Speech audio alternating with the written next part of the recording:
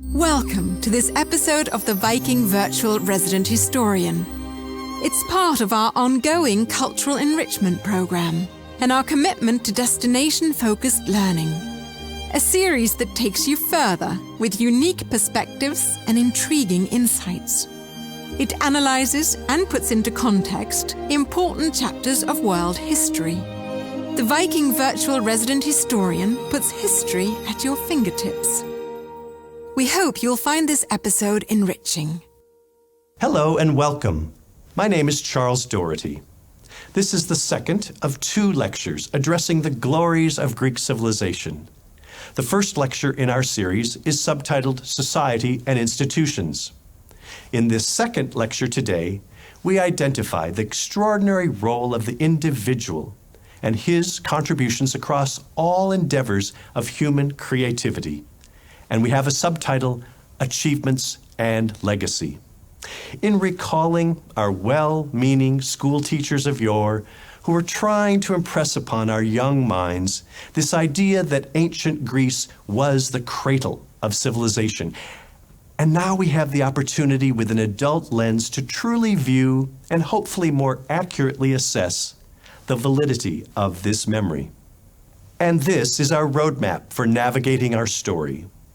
As we appraise the importance of ancient Greece and assess this matter of whether she indeed was the cradle of civilization, we have already considered the following in part one of our lecture series. We looked at other ancient civilizations in the Mediterranean and Near Eastern regions prior to the rise and prominence of the ancient Greeks, let's say before the 6th century BC. We then began our examination of the Greek Golden Age by first considering the important components of Greek society and institutions that distinguish this period of the 5th century BC and after. These included everything from the establishment of democracy, the advanced trading networks that improved their economy, advances as well in military skills, and the building of temple designs, followed by a consideration of sport. More specifically, the important role of the Olympics in providing a sense of identity and pride among the various Greek city-states. So here is where we pick up our story. The Greek Golden Age will recognize the critically important role of the individual, the artists, writers, and thinkers who now ascribe their names to a work of sculpture, a theatrical play, a mathematical theorem, or philosophical treatise. We will look at how intellectual inquiry will make significant contributions towards the betterment of society. Among the movers and shakers and thinkers in Greek society were artists and sculptors and architects, as well as mathematicians, scientists, and philosophers. They evolved and learned from each other across all disciplines as they attempted to solve problems and make a better society. But their critical thinking goes beyond just making improvements. Ancient Greeks were also probing the nature of the cosmos and the universe. They were asking significant questions as to how the world functioned. Their profound curiosity about the natural world included an analysis of life forms and human anatomy. This far exceeded anything recorded among other ancient civilizations thus far. Now, for the first time, we have actual names of individuals who associated themselves proudly with the nature and results of their life work. And it is no accident that many of their names will be familiar, almost household words to us, so many years and decades following our school teachers' recitations about how and why the Greeks matter. In addressing the rise of the individual, we will now consider some of the extraordinary contributions of the ancient Greeks within 7 distinct fields of inquiry. Let's start with philosophy. Greek culture had been dominated by mythology. Gods and goddesses had traditionally helped explain natural phenomena like the weather and seasons. But Greek philosophers eventually came to believe that history was no longer a game of the gods. By the 6th century BC, Greek thinkers were beginning to challenge mythological assumptions. They were tackling such vexing questions as how the world really functioned and why. Unrestrained by religious orthodoxy or dogma, philosophers began to pursue an alternate view of the universe, and a group of thinkers known as the Sophists, or teachers of wisdom, came together under the discipline of philosophy. They embraced the study of all knowledge, including biology, mathematics, astronomy, and geography. Early Greek philosophers like Socrates, Plato, and Aristotle were pioneers in opening minds to the universal question, how does mankind function within the greater cosmos? And other questions, such as, what is the proper moral and ethical conduct of the individual? Or, similarly, how should man behave? Similarly, how can we create an ideal political system? Although he never wrote down his ideas, the teachings of Socrates were recorded by his students. He focused on the moral responsibility of the individual. He believed that good behavior was possible through education and understanding. But he became increasingly unpopular and finally fell afoul of the authorities. He was charged with disobeying religious law, specifically that of corrupting the youth of Athens, and was forced to commit suicide via the poison hemlock. Socrates' student, Plato, was shaken by his teacher's unjust death. He continued his mentor's thinking and sought an ideal way of governing a state. He set out his detailed ethics-based rules for making it work in Politeia and the Republic, and went on to found his academy in Athens around 385 BC. This was the first such institution of higher learning in the Western world. A pupil of Plato's was Aristotle. He was a polymath, tackling a wide range of topics within the fields of politics and the sciences. Just as Plato had done, he also looked for the ideal means of running a city-state. His most important contribution is arguably the concept of observing nature, recording tiny nuances within a subject. This empirical method became the starting point for intellectual inquiry within the history of ideas. The word mathematics derives from the ancient Greek word mathema, meaning a subject of instruction. Its actual origins and history within Greek culture are vague. No mathematical documents from the Greek bronze cultures of the Mycenaeans or Minoans have survived. But it is thought that some early mathematical knowledge may have originated in the neighboring civilizations of Babylonia and Egypt.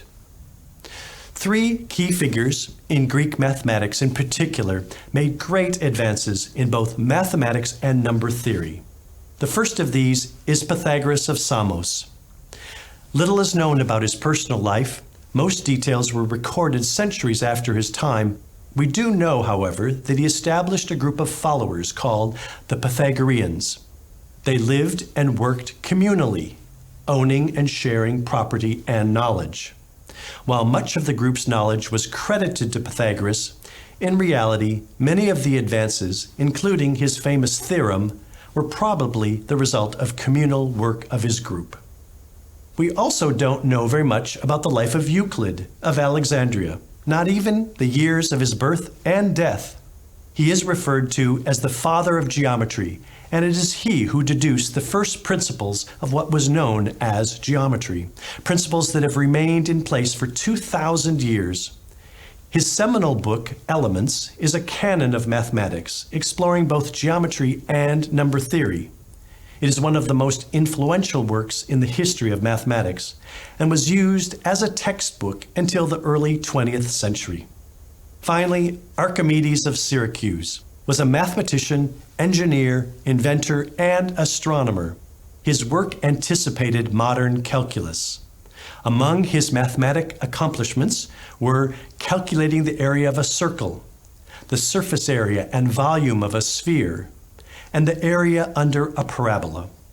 He also derived an accurate approximation for pi. You remember, the ratio of a circle's circumference to its diameter. Killed by a Roman soldier during the siege of Syracuse, Archimedes had requested that his tomb be decorated with a sculpture of a sphere and a cylinder. He had accurately calculated this relationship of their volumes before he died. Let's turn to the role of medicine, and we will start with the myth of Aesculapius and then move to the realities of Hippocrates, who is considered to be the father of modern medicine. Before Hippocrates, the study of medicine had been incorporated within the discipline of philosophy. Ancient Greeks believed that a medical problem was a divine punishment or an act of God, and that the only means of a cure was an intervention from the gods. Aesculapius, seen here in the center of the screen, was just such a god. He was the god of healing and venerated by followers who would come from all over to visit, and more importantly, to sleep in special dreaming rooms in his healing temples.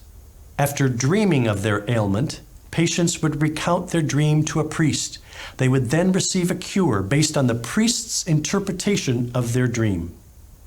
Snakes were an essential part of this healing process. Those same snakes are the ones that we see today on the staff of Aesculapius, a universal sign for medicine seen here on the left. Hippocrates, seen here on the right, turned his back on all this magic. From his school of medicine in Kos, he separated medicine from religion, teaching that all disease is natural.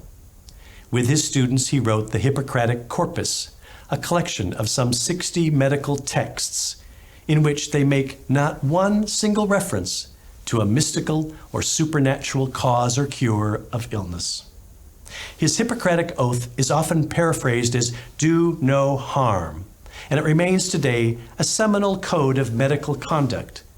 Among the adages of Hippocrates is this advice: walking is man's best medicine.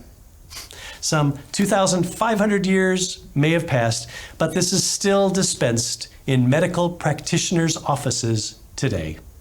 Finally, let us look at Greek poets, writers, and dramatists. The Greeks loved a good story. They saw storytelling as a way to understand their world.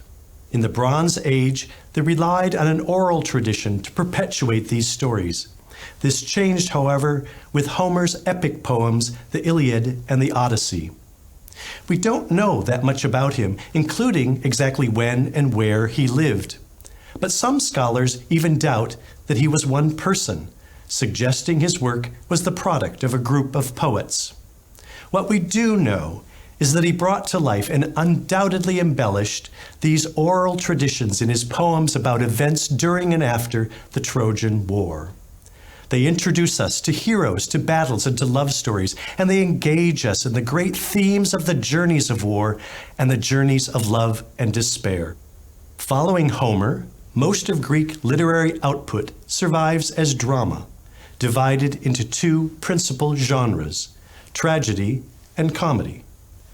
Tragedy focused on great questions about the human condition, questions that remain just as relevant to audiences today as they were to the ancient Greeks.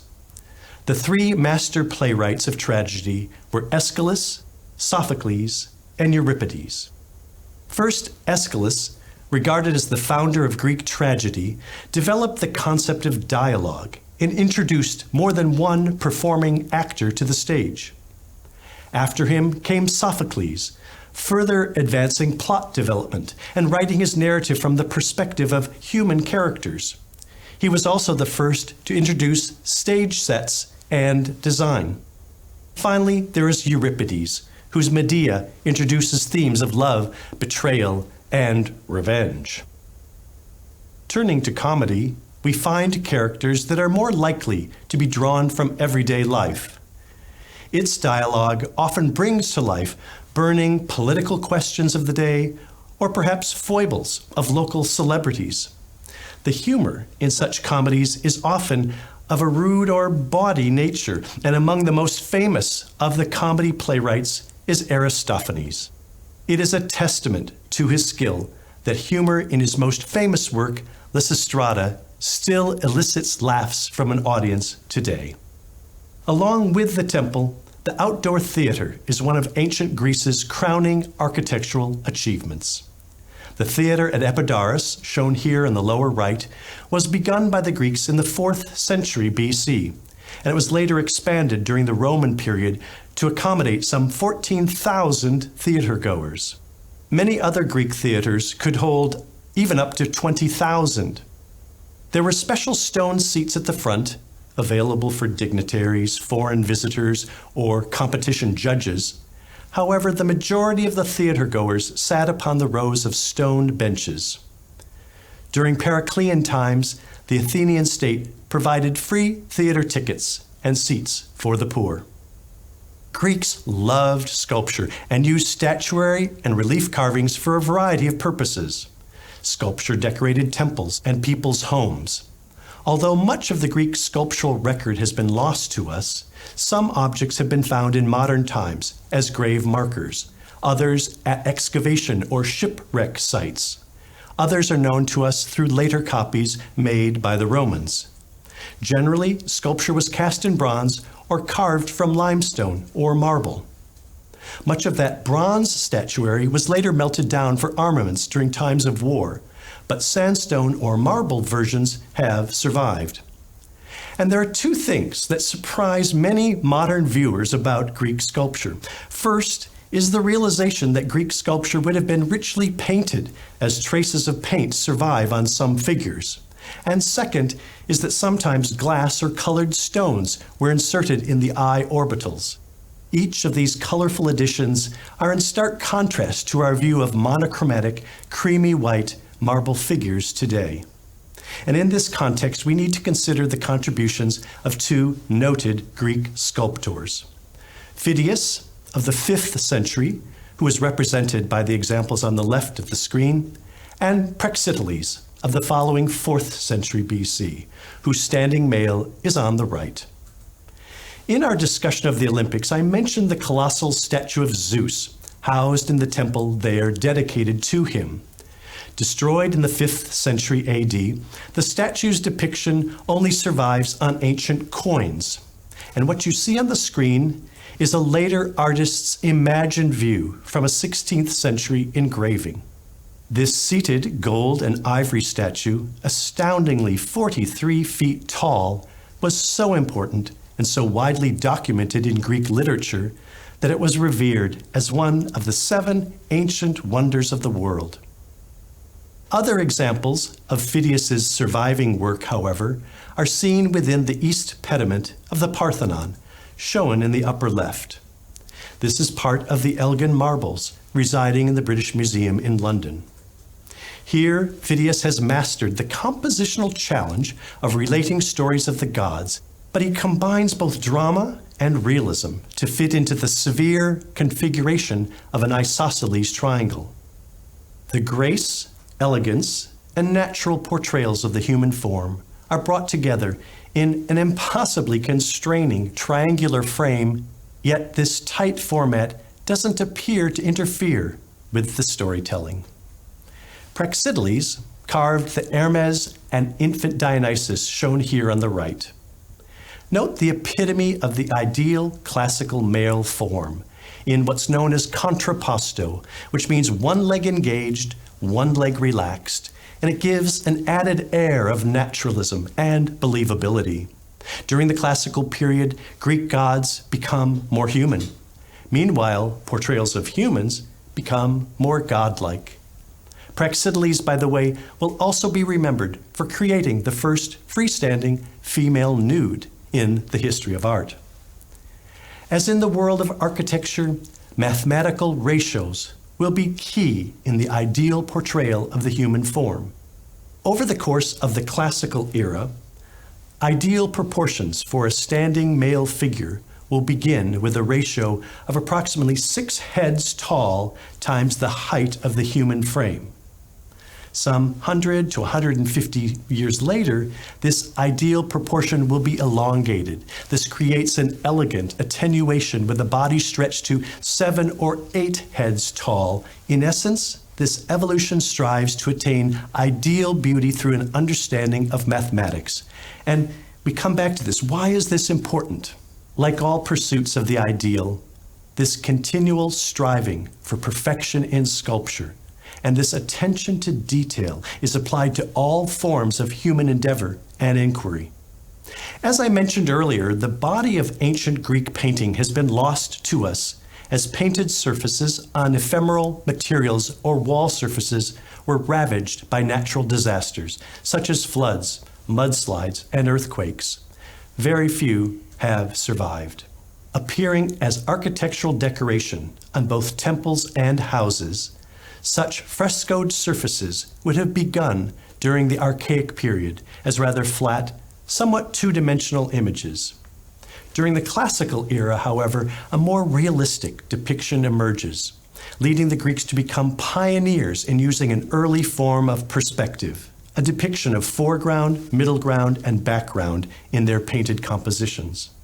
By the Hellenistic period, wealthy homes would have been rich in frescoed murals and other such paintings hanging on their walls. However, our consideration of Greek genius in painting emerges here in consideration of the Euphroneous crater, the vase that appears on your screen. So important, it was known and referred to by the name of this significant master of Greek vase painting, Euphronius. Although most of Greek pottery was intended to be functional, essentially for everyday use, its painted decoration evolved over time to include a more accurate depiction of the human form. Moreover, many scenes of everyday life and customs depict valuable representations of costumes and clothing, scenes of slavery, let alone weapons and armor, and those of Olympic events we've mentioned. Sometimes the images on the vases are the only surviving documents, many unrecorded in literary or written form. The decorative pot shown here is in the form of a crater, a large vase in which wine would be mixed with water. And often such vases were made by two people, one who molded or turned the clay to make the form, and another who painted the decorative subject matter. Later on, vases might be signed on the bottom by both potter and painter. As we've traced the evolution of Greek temple and sculptural design, we too could have traced the similar progression in vase painting. Many of the archaic vases will appear in what's termed black figureware, a style popular in the mid-7th century BC. However, the Euphronius vase shown here, dating to around 515 BC, is of the red figure style.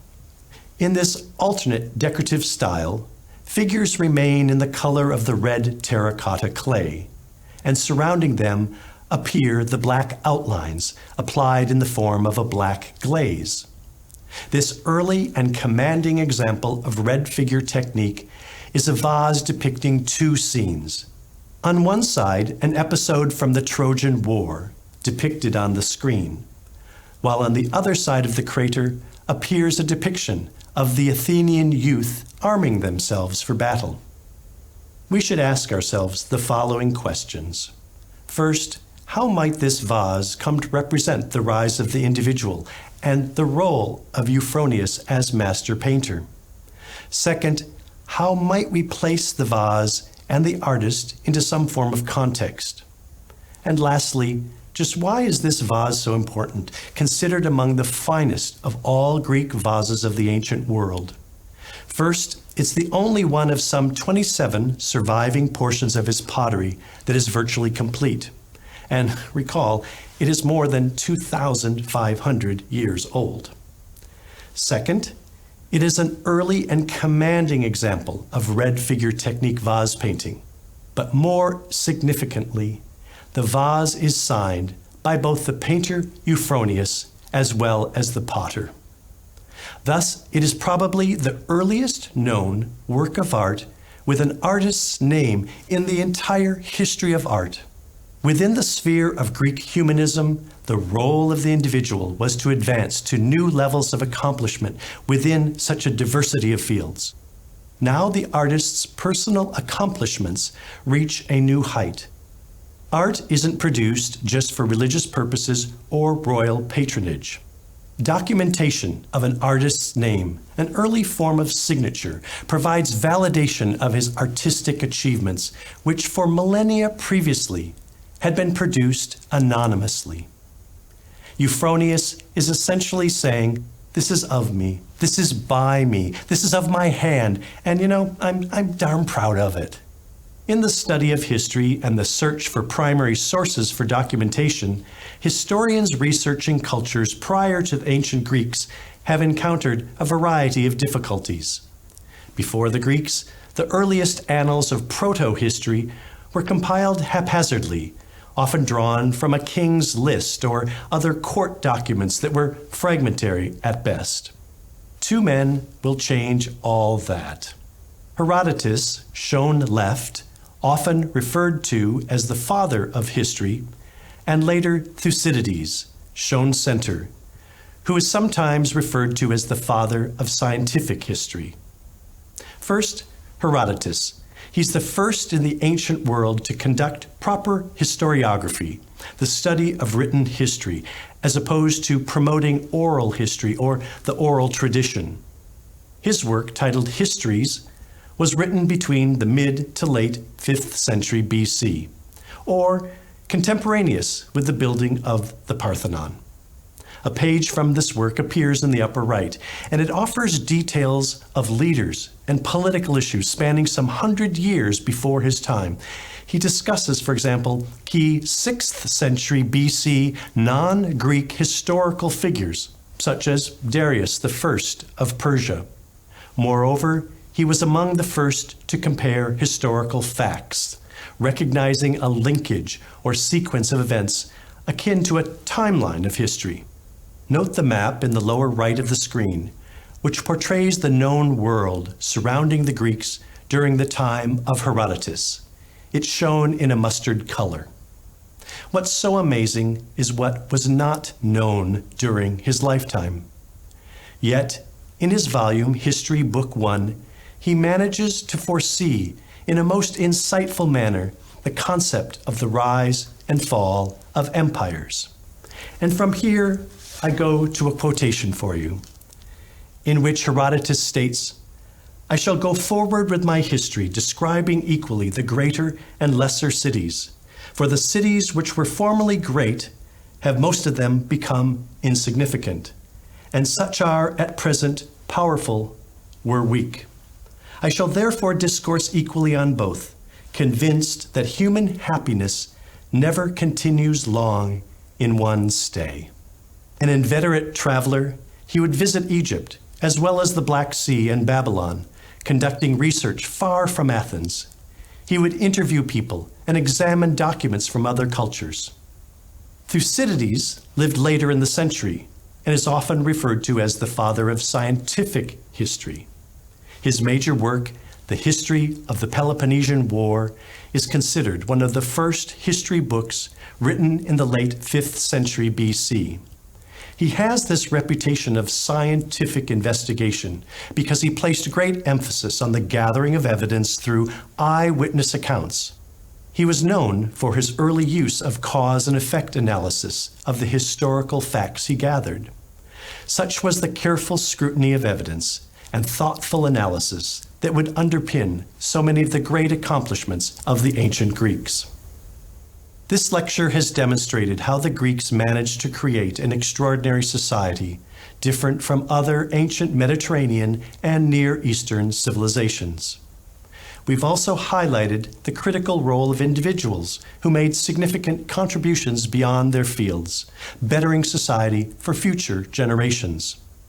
Let's now look at the legacy of the ancient Greeks and consider how they made a difference for those cultures and societies that followed.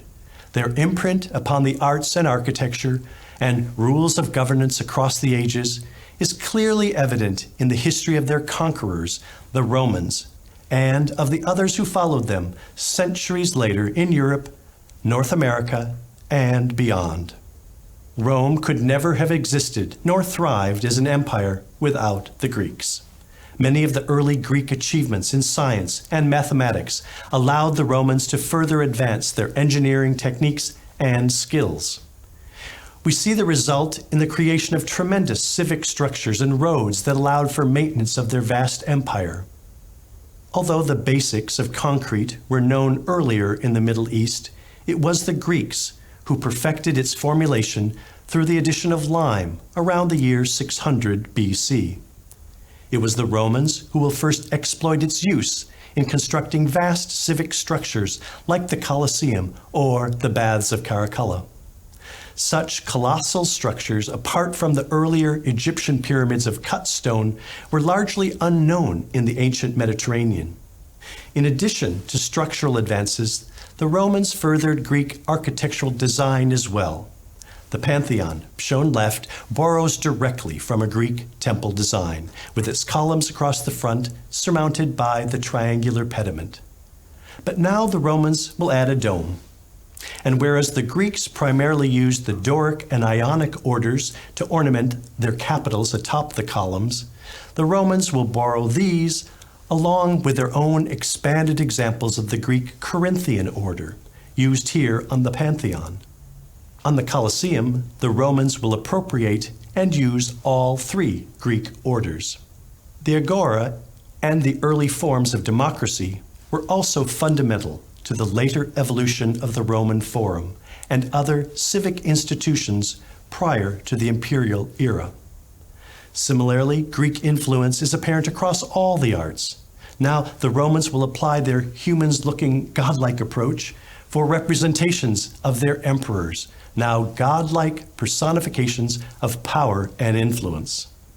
Note, for example, the statue of Augustus of Prima Porta, shown in the center of the screen. The emperor is portrayed in the guise of a Greek god whose breastplate and armor makes allusions to Mars, the god of war, while celebrating the Augustan territorial and military conquests. Because of the acquisitive nature of the Romans, we know a lot about ancient Greek sculpture. Recall the Romans loved to copy the sculpture of the Greeks, and many of these Greek bronzes only survive in Roman marble copies. Similarly, we know something of the now lost art of Greek painting because of the Roman murals. Notice the example on the right, a portion of a wall painting found at Pompeii. Greek interiors, especially homes of the wealthy during the Hellenistic era, were decorated with elaborate murals and frescoes. Many painters in later Greek periods employed spatial relationships and perspective. Note this Roman example from Pompeii, a portrayal of the three Graces, who twist and turn with cast shadows across their anatomy to give the impression of round, corporeal beings in a natural and relaxed pose within a believable space. The Romans inform us of their knowledge of Greek painting and their accurate depiction of figures in space, using both mathematical precision and attention to detail. Such skills that survive in Greek pottery were undoubtedly a part of Greek painting as well. Thank goodness the Romans were such skilled imitators, if not lovers, of all things Greek. The Greek literary footprint, so evident in Roman sculpture and painting, is also seen throughout much of Roman writing. The Greek writings of Herodotus and Thucydides were known and read by the Romans. Roman writers would follow their tradition of evidence gathering for writing their own histories. Julius Caesar, shown upper left, was not only a great military commander, but also an extensive writer of history. Although born in Rome, he was educated on the Greek island of Rhodes. The 7-volume The Gallic Wars is seen in the image on the upper center of the screen. It devotes 1 volume per year to the recording of his military campaigns in Gaul and southern England during the mid-1st century BC. His exhaustive military documentation follows on that of Thucydides and the devotion to accurate transcriptions of the Peloponnesian War some 400 years earlier. Another later Roman biographer and essayist, Plutarch, shown in the lower left, would write in Greek, but his intended readership was in both the Greek and Roman worlds. His Plutarch's Lives, shown lower center, is a series of biographies of famous Greeks and Romans, pairing 23 Greek and Roman lives, so that the reader can recognize and compare their careers, shared moral virtues, and vices. The legacy of Greek mythology is similarly of great influence upon Roman writers. The pantheon of Roman gods and goddesses embraces many of the same attributes of their ancient Greek forebears. However, their actual names and attributes may have slight variations. Here we see Diana on the right of your screen, the Roman goddess of the hunt, the moon, and nature. Her Greek name is Demeter, and known more often in Greece as the goddess of the harvest. She is often depicted with wild animals, shown here with a deer with whom she could communicate. The sculpture, sometimes called Diana of Versailles, is a Roman marble copy of a lost Greek bronze, originally done 400 or 500 years earlier. The associations and underlying indebtedness of the Romans to the Greeks are unquestioned, particularly when we consider how intertwined their worlds evolved over the centuries. The spread of Christianity across Western Europe during the medieval period barely diminished the humanist interest in classical antiquity among artists, writers, and poets. Particularly during the Italian High Renaissance of the late 15th and early 16th centuries, artists like Michelangelo, Leonardo da Vinci, and Raphael were as comfortable retelling pagan stories of Greek myths and legends as portraying biblical stories from both the Old and New Testaments. The humanism underlying much of their writing informed and aided the Renaissance artists in depicting a more human-centered society. Two examples from the early 16th century, shown here, best demonstrate the influence of classical Greece. Michelangelo's David in sculpture on the left, and Raphael's School of Athens in fresco painting on the right. Michelangelo advances the Greek achievements in portraying the human form by taking the myth of David and Goliath to a heightened emotional plane. Now the psychological moment just prior to David's hurling the stone at Goliath is recorded on a grand scale. David stands some 17 feet tall. Similarly, Raphael, commissioned by Pope Julius II to paint 4 frescoes on the walls of the Vatican's papal apartments. He returns to the humanist ideals of the ancient Greek academy. His School of Athens, although portrayed under a grandiose, more Roman-like vaulted interior under this soaring archway, celebrates the best and the brightest of the learned Greek academy. Here Plato and Aristotle, centermost, are accompanied by Socrates, Pythagoras, Euclid, and Ptolemy, among others, on the steps below, all notable academicians in their fields. In each instance, the rich visual, literary, and academic traditions of the Greek world provide inspiration for the learned men of the Italian Renaissance, seeking anchorage in humanistic thought some 1,500 years after the Hellenistic era. We cannot omit the legacy of the ancient Greek language, present throughout the modern era. Let's first turn to its application in the early 19th century and its role in deciphering Egyptian hieroglyphics. The meaning behind these ancient Egyptian pictographs, and by extension the background for understanding much of Egyptian art and culture, was lost upon generations of early explorers and archaeologists. That is, until the discovery and translation of what is commonly referred to as the Rosetta Stone.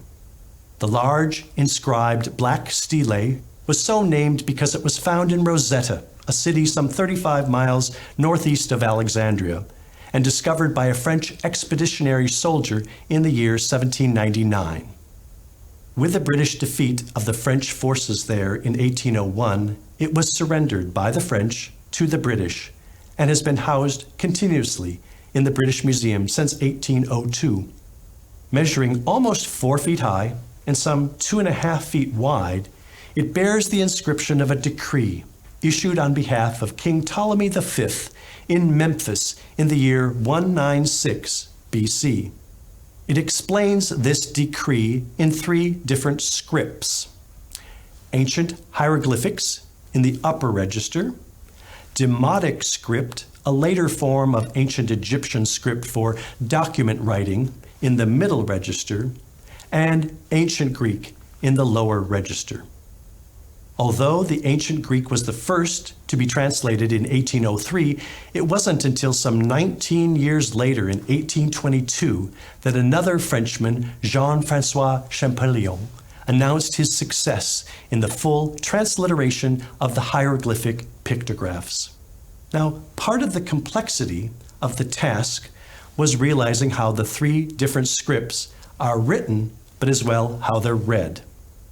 For example, demotic in the middle register is written in red from the right to the left, and ancient hieroglyphics in the upper register could be written in a variety of ways, top to bottom, left to right, or right to left. This is why the challenge of unlocking the puzzle and its transliteration defied so many for nearly 2 decades. In the end, the more widely understood ancient Greek in the lower register allowed scholars the gateway for deciphering the enigmatic hieroglyphs and thereby allowing entree into the mysteries of ancient Egyptian culture and society. Lastly, we see remnants of the ancient Greek language in evidence in a variety of ways across all cultures. First, characters of the Greek alphabet, from alpha to omega, are referred to in literature. They were also used in business for branding, for example, omega watches, as well as mathematical and scientific notation, the use of the word beta or the infinity symbol. Moreover, the actual word alphabet in the English language is derived from the first 2 letters of the Greek alphabet, alpha and beta. Also consider the Greek letters used for American fraternities and sororities, where through the appropriation of letters of the Greek alphabet, those social clubs on college and university campuses acquire prestige and what they perceive will be sophistication through their association with ancient Greek culture. Another means of recognizing the role of Greek culture in more modern times comes with the appreciation of the art and design movement known as neoclassicism. Referring to this revived interest in the principles, aesthetics, and rational order of the Greco-Roman world, particularly in the late 18th and early 19th centuries, it appealed to audiences, especially in France and the United States. Especially here, the French and Americans sought to anchor their newly earned freedoms and democratic principles, enshrined in the Declaration of Independence and U.S. Constitution. In the Greek context, where democracy began, enlightened thinkers had worked together in academies of higher learning within elegantly designed and proportioned buildings. The foundations of order and rationality, so espoused after the revolutions of the 1780s and 90s, were now symbolically evoked, not only philosophically as institutions in governing society, but also during this important aesthetic movement. From the mid-18th century onwards, the movement will become the definitive style of painting, literature, theater, and music, as well as fashion and the decorative arts. However, its classical aesthetics will have the longest currency within the field of architecture, where its continuous waxing and waning is in evidence even into the 21st century. Its designs offered a more sober aesthetics, seen as a healthy respite from the preceding artistic periods of the Baroque and the Rococo. The neoclassical infused world offered the opposite, visual respites from the Baroque drama. Let's turn to one of the seminal representations of classicism in painting. Shown here on the screen is The Death of Socrates, a work of 1787 by the French painter Jacques-Louis David. It's among the masterpieces housed today in the Metropolitan Museum of Art in New York.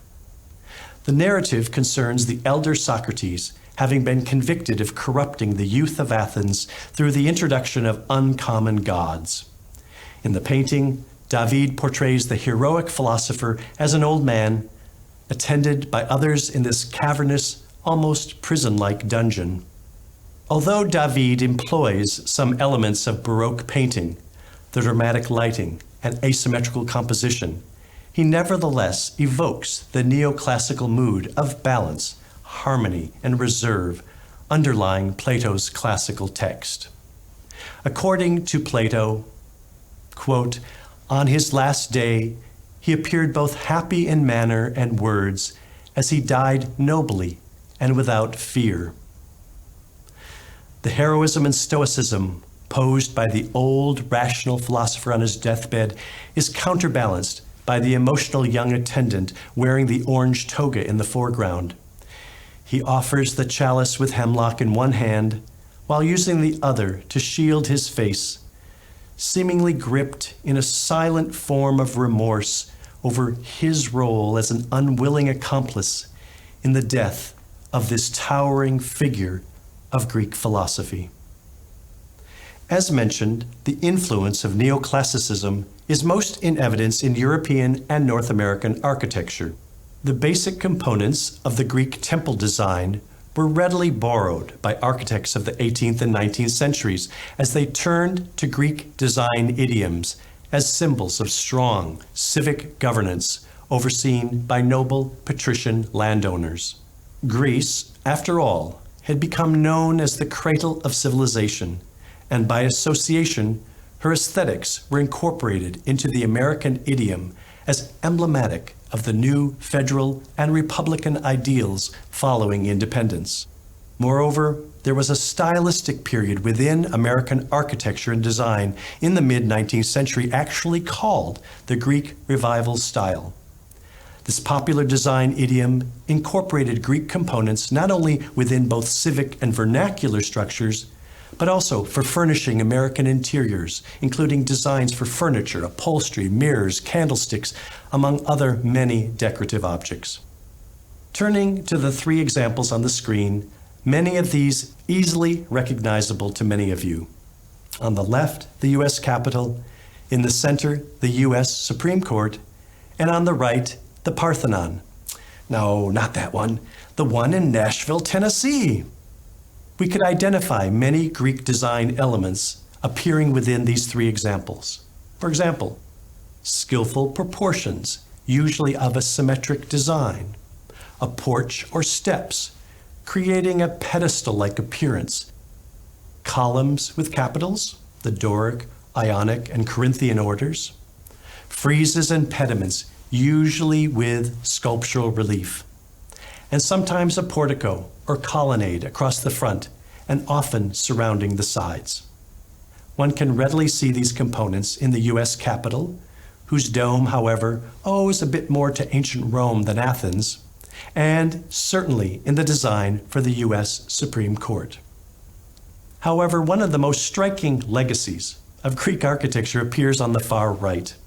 This recreation of a full-scale replica of the Parthenon was built in Nashville, the city priding itself as the Athens of the South. Built in commemoration of the Tennessee Centennial Exhibition of 1897, it included reproductions of the Athenian sculptural program as well. In considering this legacy, the ancient Greek architects would be so proud. Their quest for order, balance, and symmetry through application of mathematical formulae to perfect architectural design and becoming standard practice some 2,000 years later on the other side of the world in lands unknown to them. Wow, how extraordinary. The modern Olympic Games, held every 2 years and watched by over 1 billion television viewers worldwide, are perhaps the most compelling legacy of all Greek history and culture. Prior to the modern games as we know them, loosely organized athletic events took place in various parts of Europe dating back to the 17th century. But it was during the 1860s that the games became more advanced, amateur in nature, but international in outlook.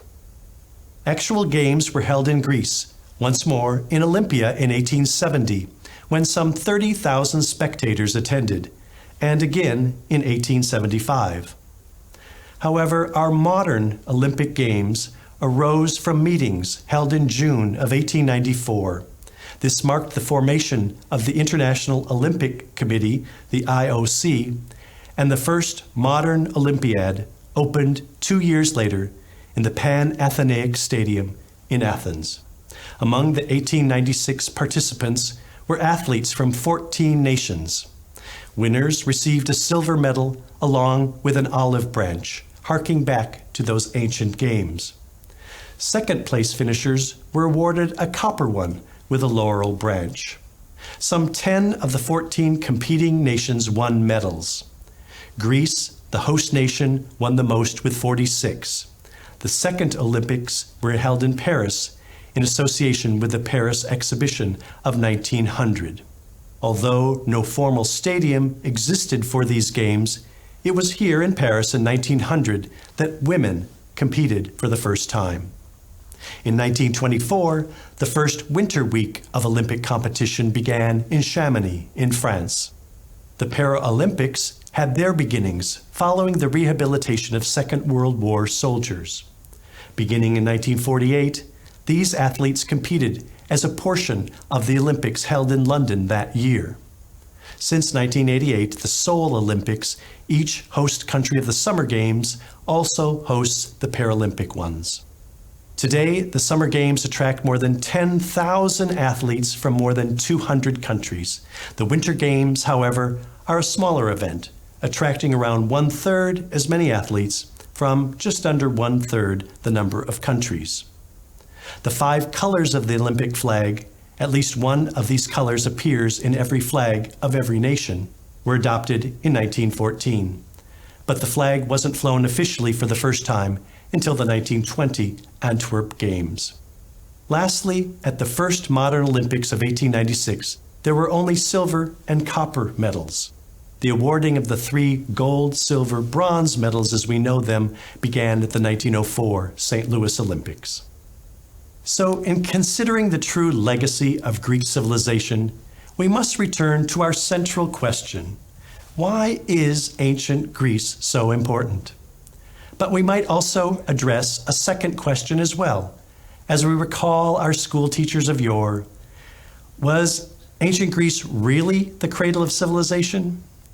Regarding the importance of ancient Greece, between the 8th and 5th centuries BC, the Greeks would master the ability to create institutions of governance and trading mechanisms for buying and selling goods with other city-states and neighbors further away. They would build a foundation for a just and organized society that would be envied and improved upon by others for centuries later. At the center of this human-oriented society was the belief that man was capable of learning across all disciplines.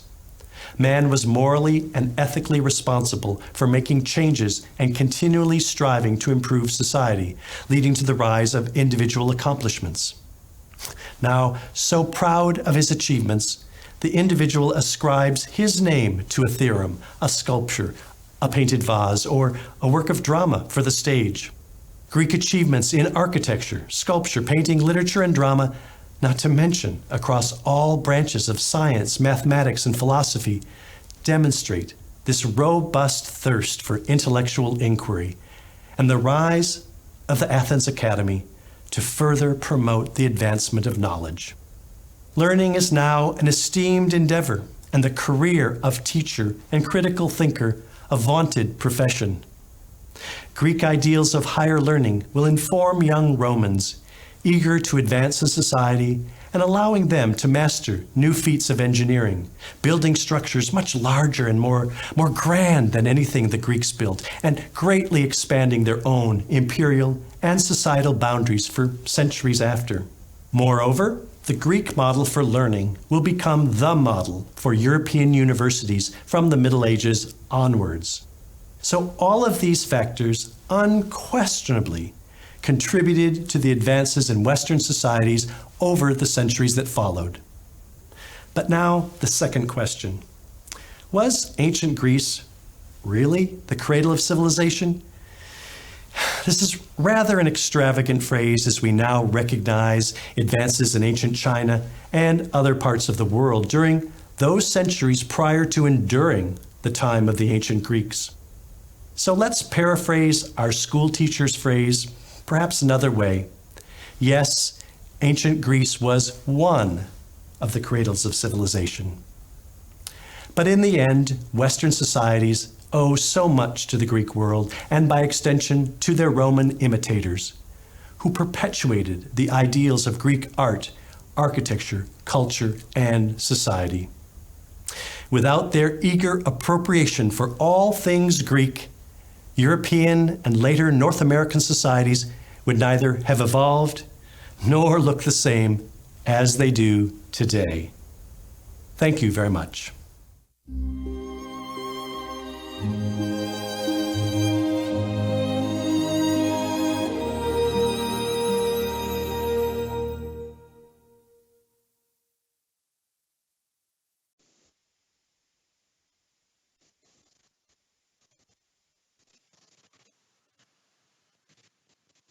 Hello, everyone. My name is Charles Doherty, and I'm the Chief Resident Historian for Viking Cruises.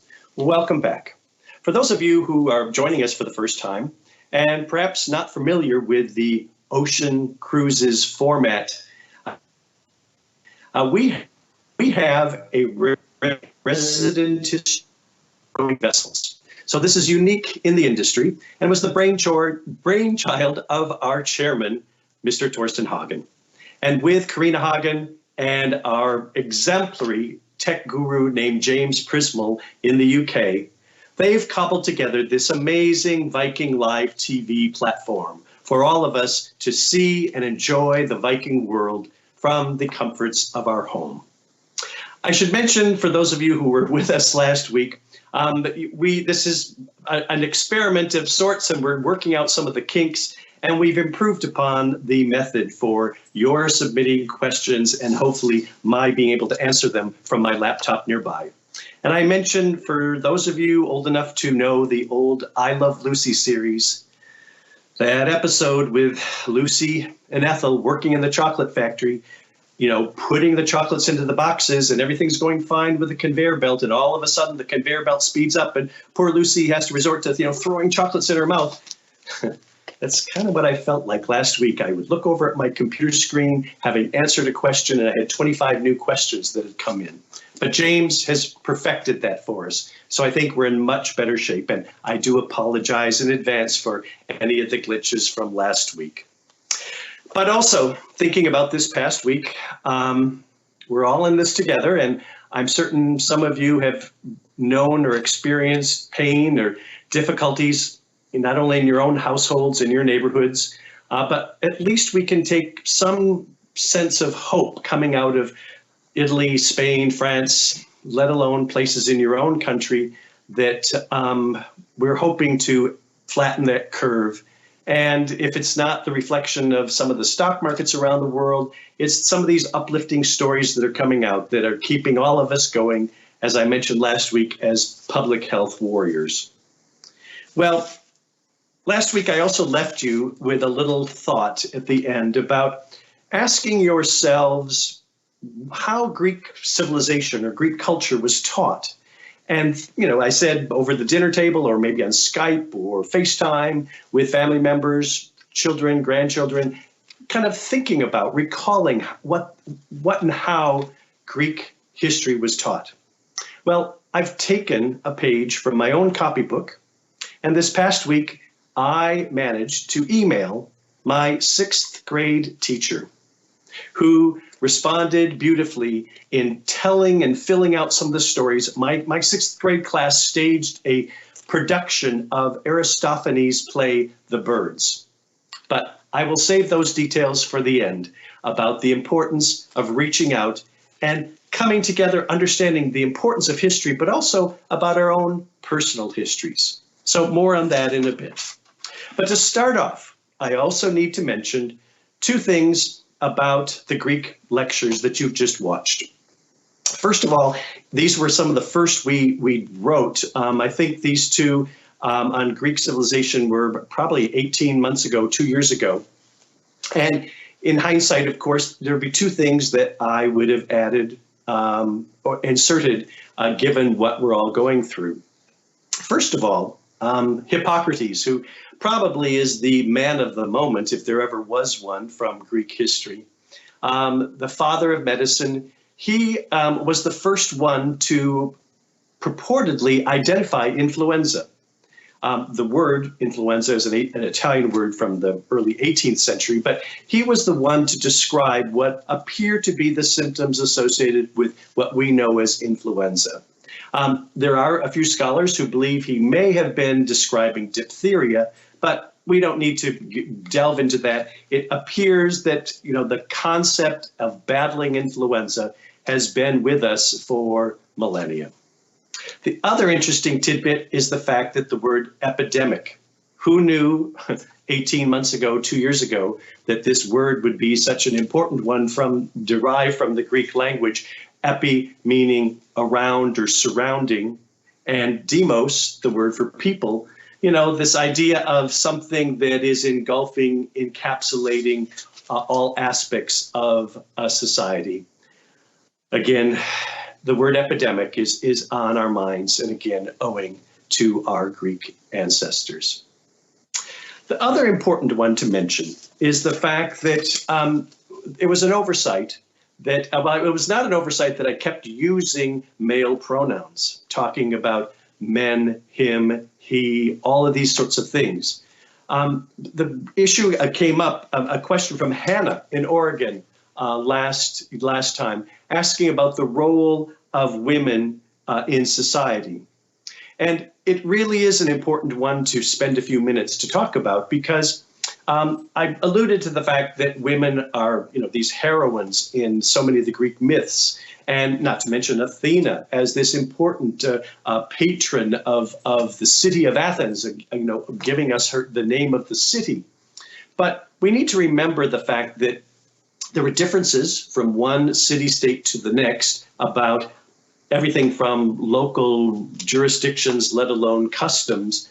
But we do know from Athens and Sparta the fact that women were largely under the thumb of male husbands. There were very few opportunities, if you will. There were some women that may have worked in a small professional capacity in a bakery or, of course, in brothels. But generally, women were raised to be domestic, to be childbearing, to look after the household. Yes, there may have been some slaves in the house if the homeowner was wealthy, but by and large, it was a rather bleak existence, if you will, not affording many opportunities for professional advancement. I might also mention that, again, in terms of differences, in Sparta, women could own land. They could also drink wine, but they were also able to exercise and do physical training like men.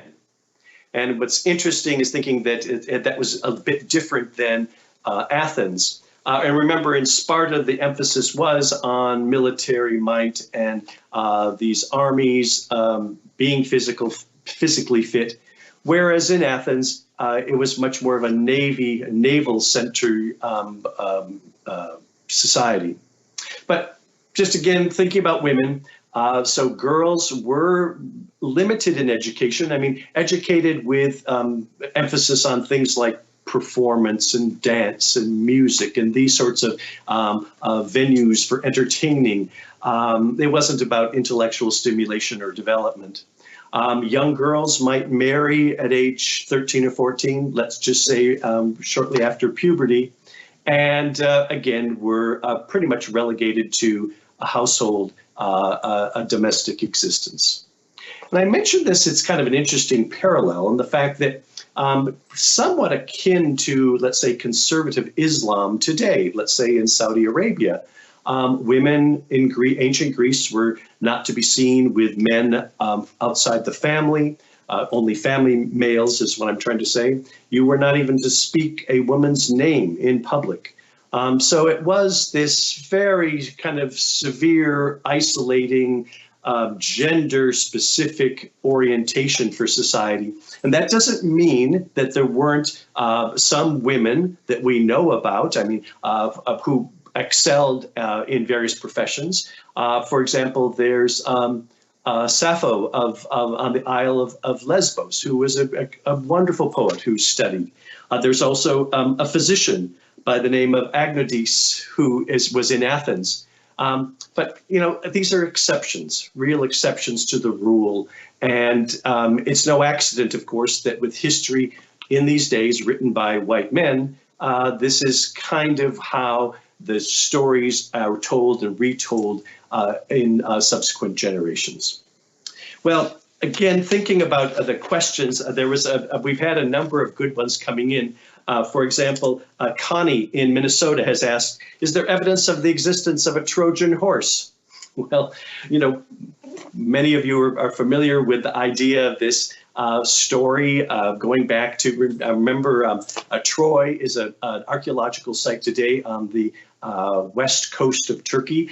We visit on a number of Viking itineraries the Troy site. I did it once between Athens and Istanbul, for example.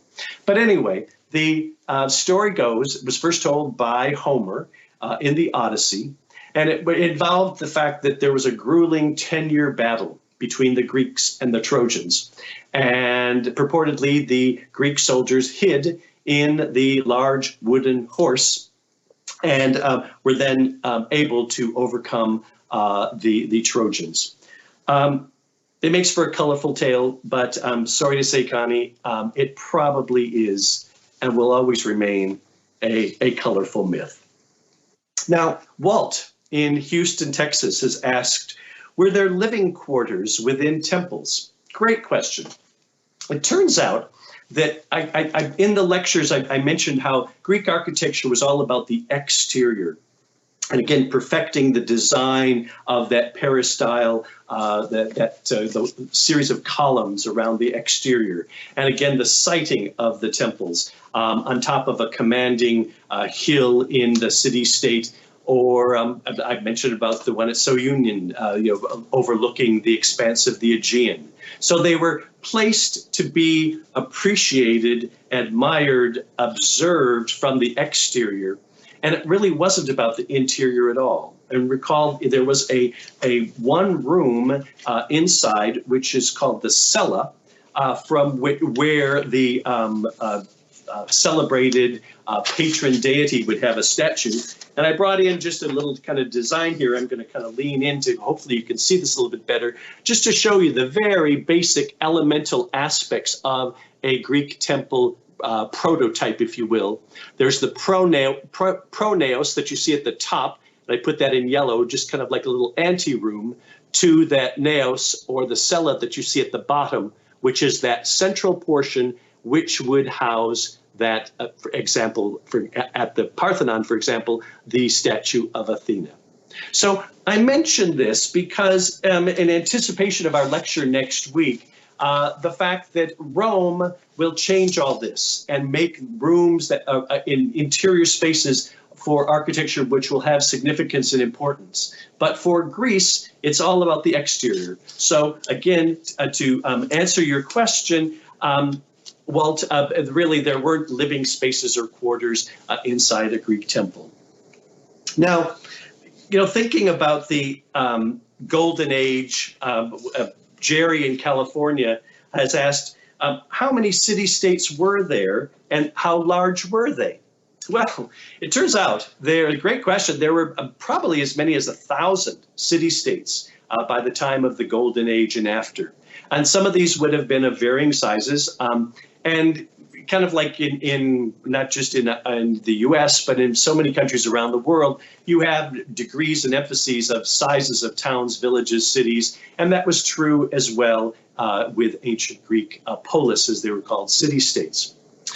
In terms of the sizes or proportions, with Sparta, for example, was thought to be around 20,000 to 35,000 citizens. By the way, the polis was generally you had a surrounding wall, a protective wall, but where the majority of those municipal buildings would be located, the temples, that kind of thing, and where originally most of the population was centered. But remember, over the course of a number of hundreds of years, people would have started to build and live outside that surrounding wall. And so in terms of the Sparta estimation of population, it may have been as many as 40 to 50,000 people. Now, contrast that for a moment with Athens. And again, there weren't kind of valuable census details for us to refer to, but it's thought that Athens may have had 250,000, maybe as many as 300,000 people. And Thucydides even estimated that population could even be double that. But all I'm trying to give you some relative comparison is the fact that, Athens would have been significantly larger, maybe by a factor of 4 or 5 times larger than ancient Sparta. Syracuse, again, an ancient site on modern-day Sicily, similarly had, it's estimated to be a population of around 250,000, let's say just say comparable or a little bit smaller than that of Athens. So again, thinking about this polis and city-state idea, there was a great deal of trade that was going on amongst them. There was a great deal of competition and warfare over the course of history. But it is wonderful for us to be thinking about how the variations and permutations, not just with the laws governing women or the accessibility to different kinds of foodstuffs, but also, as I referred earlier, the Spartans were largely proud of their fitness and their military might, their armies, whereas the Athenians and the Academy of Athens, had kind of a different approach to everyday life. Well, just turning to yet another question, Joe in San Francisco has asked, what would you consider the greatest legacy of Greek civilization in today's world? That was one I read and kind of went, wow. If you asked 10 different scholars, you'd probably get maybe 10 different answers. And upon reflecting upon this, I would have to say that it was the Greek promulgation of observation and observational skills to kind of analytically deduce what was happening as a means of problem solving. And again, this month alone, if there ever was perhaps a legacy of that ancient Greek kind of mindset, we are blessed with this wonderful community of virologists, microbiologists, pharmaceutical people, working with the epidemiologists, with the biometricians, the biometric folks, let alone trying to figure out where and how the curve might be flattening. And this in combination with the financial gurus and all the people trying to subdue the effects of both economic and social ills associated with people losing jobs and, not having money to pay food and rent. It's that meeting of the minds and that idea of people working together that had its germ planted. That's where the seed was first planted. It germinated out of ancient Greece. So I would have to have said, that's how I would answer the question about the greatest legacy. We all probably need to raise, tonight in honor a glass of ouzo, as a tribute to our ancient Greek forefathers. Well, again, just trying to hit as many different ideas and questions that you have coming in. Thinking about the aspects of the Euphroneous vase and how it was painted. This was a question from last time, but also, again, one of you, if I scroll down here, thinking about how it was painted. And I mentioned in this lecture the fact that the application of paint, the decorator, was oftentimes a different person than the one actually molding the clay. And we don't have much riches of the wall painting and all of those things, which would have been on ephemeral material, but it's these vases. And it would have been the painting of black slip, if you will, on the terracotta with very fine little brushes to minutely sketch out and organize the theme, perhaps on one side of the vessel, a crater versus the other. And it would have been then the firing process, which would have then created those patterns, and it's really from those vases, as I mentioned in the lecture, that we have an inkling of the mastery of those painted objects. Now, thinking about, I'm just trying to scroll down and find some other ones. There was an interesting one here from a Marshall in Escondido, California, who asked, "What would the Greeks say about leadership in crisis?" Whew. That sounds like a wonderful exam question, doesn't it?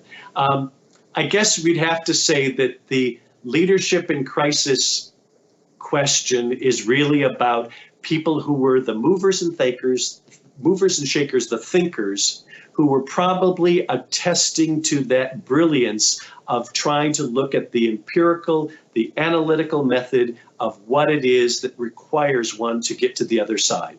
And, I can't belittle the fact that life in Greece, ancient Greece, was hardly easy. And we've not only alluded to the warfare, but this issue of how the Persians and the outsiders and the idea of suppressing invaders.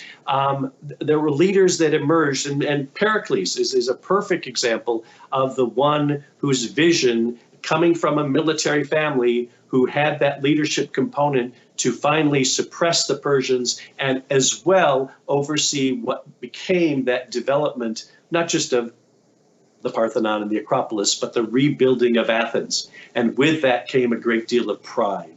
So it requires, I think, in terms of leadership, if I could just conjecturally imagine what Pericles was thinking, one needs to look back, observe, learn from the past. One needs to assess the needs of what is happening now. But they would probably also have a visionary component, where it is that we want to go and who do we want to become. And that vision is really what separated the Athenians from the Spartans, for example. But let's see if we can find another one. I just kind of going back. There was a question here about what the next lecture was going to be, and I can't find exactly. I'm sorry, at my fingertips here. Who asked this one? But what we're doing is that these two first lectures were on ancient Greece. The next one will be on the Roman Empire, looking at the glories before and after the Roman Empire, and then from there we'll move to the Venetian Republic before the Italian Renaissance. And then we'll work our way up, if you will, from south to north, looking at the history of Spain, the history of France, and as well the history of the Netherlands. So thinking as well about George in California has asked, how do we know the Roman statues were copies of lost Greek bronzes? Ooh, great question. By and large, we know that the Roman writers were recording details about the Greek sculpture. And we also know, by virtue of some of the stories of these important Greek sculptures that once existed, scholars are able to match up in the fact that, yes, this is in all probability that particular famous a copy of that famous sculpture by Praxiteles, for example, or Lysippus, or one of the others. But it is interesting, I mentioned in the lecture about how so many of the bronze ones were melted down for armaments, and it's oftentimes in shipwrecks, or we found things at the bottom of the sea in terms of fragments or portions of bronze, ancient Greek sculpture. So we do have a pretty good benchmark for Greek style, the evolution of Greek formulae, if you will, for developing the arrangement, the kind of configuration of the harmony, beauty, simplicity, ornament for both male and female forms. So there's a good kind of timeline or benchmark from ancient Greece upon which the Romans would copy. And it's really because of those records on both sides that we're quite certain that they are copies. Again, I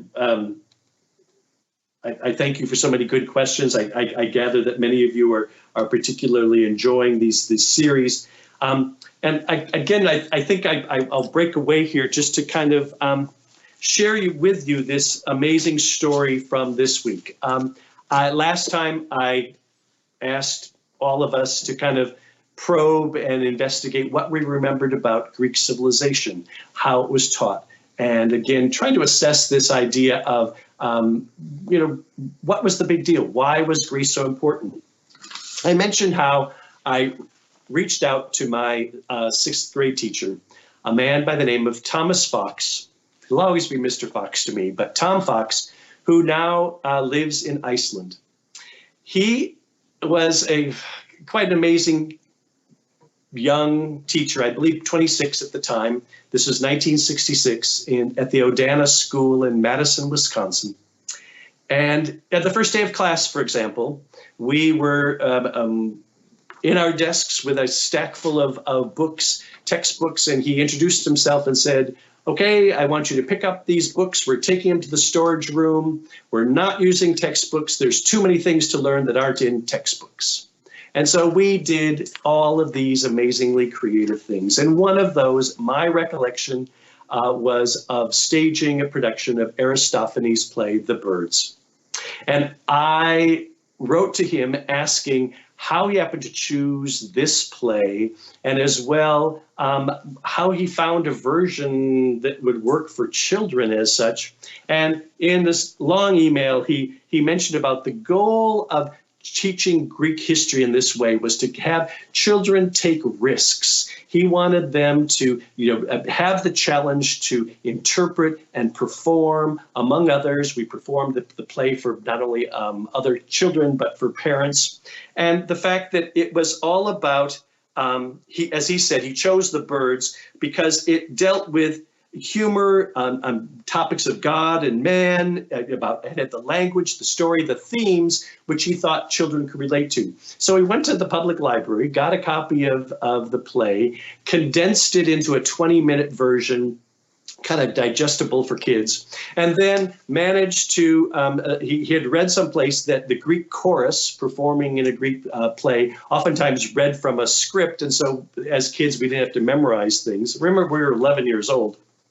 But again, thinking about it was the idea of promoting creativity. He said that we actually auditioned for the parts and as a class chose who got to play which roles. We had a competition for designing the costumes. And as he recalled, 54 years later, the name of the woman who designed the award-winning beak kind of costume.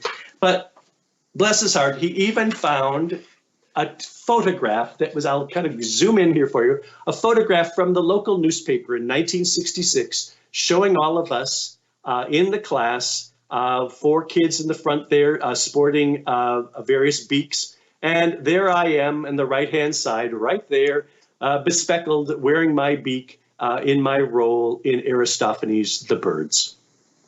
Now, we go many ways here with thinking about why this matters.